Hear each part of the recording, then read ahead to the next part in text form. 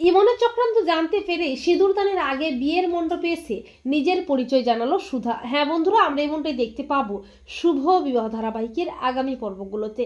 সুধা কোনো মতেই নিজের পরিচয় বসু মল্লিক বাড়ির সবাইয়ের সামনে আনে না, তবে তেজ খুব ভালো করেই বুঝতে পারে ওই তার সুধা।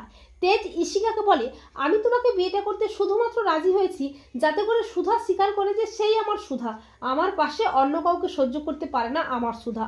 অপরদিকে সুধার মা সুধাকে বলে প্রীতমকে বিয়েটা করতে, কিন্তু সুধা বলে না, এটা হতে পারে না, আমার মন প্রাণ জুড়ে রয়েছে শুধুই তেজ।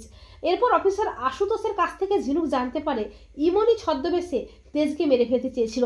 সুধা বলে, ওই ইমনকে আমি ছাড়বো না। এরপর সুধা বিভিন্ন জায়গায় খোঁজ খবর করে জানতে পারে ইমনই চক্রান্ত করে সেদিন অন্য একজনকে দিয়ে ভিডিও কল করিয়েছিল। তেজ কোনো কলই করেনি, এমনকি হসপিটালে খোঁজ খবর করে জানতে পারে ইমনই তেজের রিপোর্ট বদলে দিয়েছে। সুধা বলে, তার মানে সবটাই ইমনের চক্রান্ত, আমাকে এক্ষুনি তেজের কাছে যেতেই হবে।